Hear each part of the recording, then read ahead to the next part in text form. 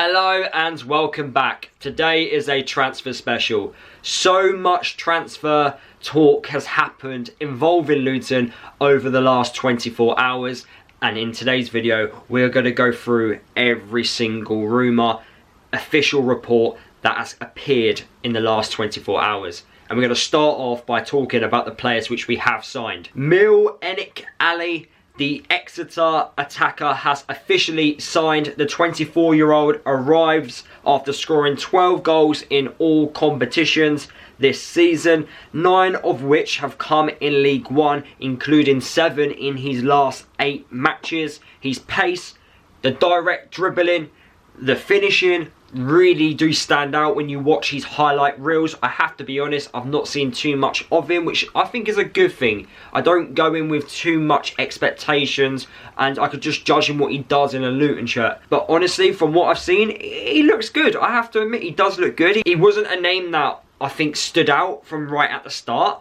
but he does look like he can give us something which we haven't quite seen before, especially this season, because currently our players haven't really shown good dribbling ability, pace, good finishing, so hopefully he can bring some of that to the football club. What I really like about him is his non-league background, and what I mean is when you play in non-league football, your mentality has to be a little bit different, because if you want to become a professional footballer, you have to work a little bit more. They're not full-time in non-league, so you have to do that little bit extra. If you really want it, you've got to put the work in. And this is on top of doing a part-time job and doing other stuff on the side. He worked extremely hard. He got his chance with Exeter after having a very good season with Halifax, well, being a really good player for Halifax. And after a very good year at Exeter, we've picked him up. The Exeter fans rate him highly. I've seen a couple of really good posts by them, and I'm just excited to see what he can do in a Luton shirt. Now, Luton did report he is mainly a left-sided attacker, but he's played more as a striker this year for Exeter, so maybe we will utilise him across the 3 attacking positions on the pitch. But I think because Luton have reported left attacker, we're going to see him more on the left hand side. Moving on to a right attacker which we have signed, and he goes by the name of Josh Bowler. We've signed him from Nottingham Forest on loan from now until the end of the season. Josh was playing at Preston North End this championship season. Didn't really contribute going forward, 0 goal contributions in total. He was playing as a right wing back, which I don't think is his position. He's a lot better going further forward. Josh, over the last 18 months, I don't think has been a massive standout player in the championship, but he has played regular championship football over the last couple of years with Blackpool, Cardiff and also Preston. His strengths is his dribbling ability, his style of play. He does like to cut inside, and he also does like to shoot from distance.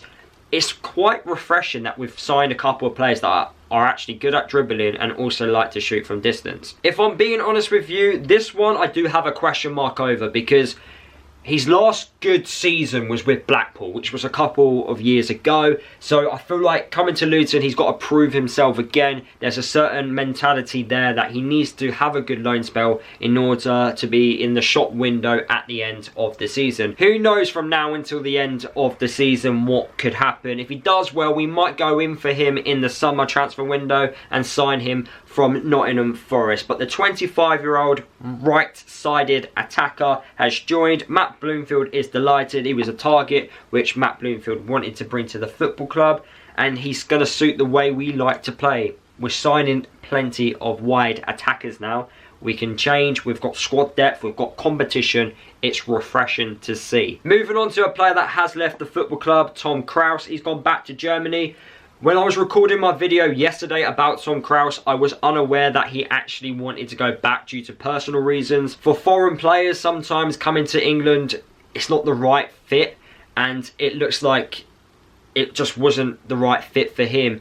It obviously impacted him. He wanted to play closer to his family, and he has now gone back to Germany, and I wish him all the best. Who knows what could happen in the future. Another player that's kind of left the building, Alan Campbell. He's had his loan terminated at Charlton, and he's gone on loan to Dundee United. He played 17 times for Charlton, There's some Luton fans out there, and I disagree with this, that think Alan Campbell is the answer. We should recall him back and he's going to be the same player which we saw last time. I 100% disagree with that. Nathan Jones was the main reason why Alan Campbell performed the way he did in a Luton shirt under Nathan's style of play. Nathan brought him back to Charlton and he's performed, well, under par in League One. So if he can't perform in League One, what makes you think he's going to perform in the Championship? I just don't see it. And he couldn't perform under a manager who got the best out of him. He wasn't great at Millwall, and I think going back to Scotland is the right thing for him. Regain that form again, what made him successful in the first place, and see what happens going forward. Now we talk about a few bids that have been rejected. It has been confirmed that Wycombe have rejected a fourth, I repeat, a fourth bid for Richard Kone. Honestly, it's time to move on. I just can't see why we keep dragging this on.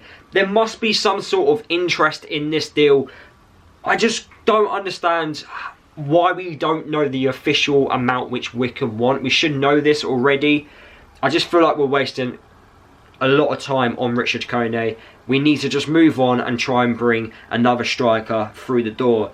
And I will move on to a striker which we apparently have put in a bid in for. It's been reported, William Jabels, the French attacker. I made a video on him like a couple of days ago.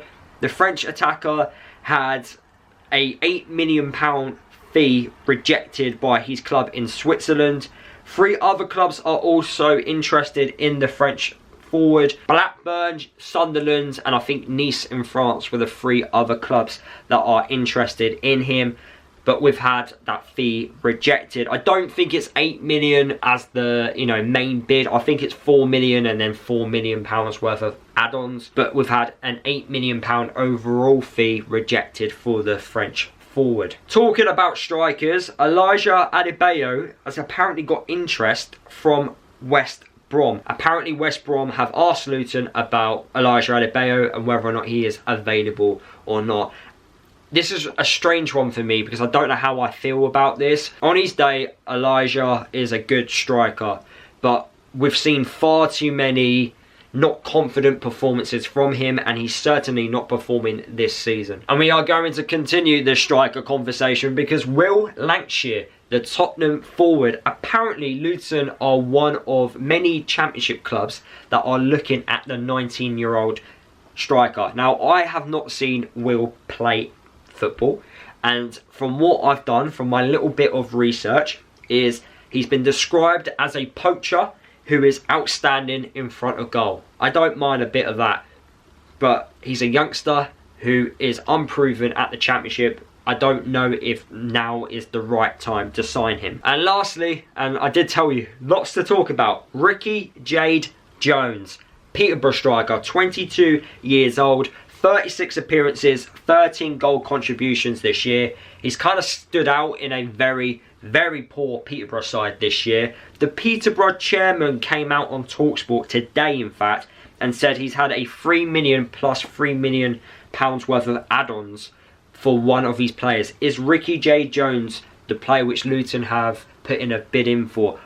The report did say Luton have, spoken to Peterborough about Ricky Jade Jones. So who knows what could happen there, but he does have 6 months left on his contract. So there you have it. Lots of transfer conversations happening right now involving Luton. It's nice to see Luton are being proactive. We are being aggressive because we didn't do any of this in the summer. So summer was laid back, relaxed. We're going to take it easy. January is, right, we're going to put in a bid for you, and you, and we're going to hope for the best.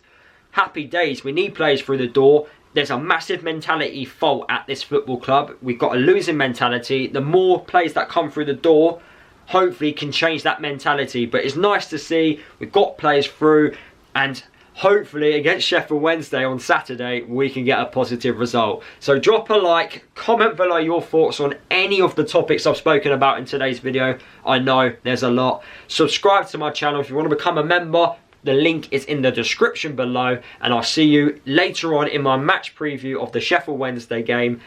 And yeah, I'm going to give you my pre-match thoughts there. I'll see you soon.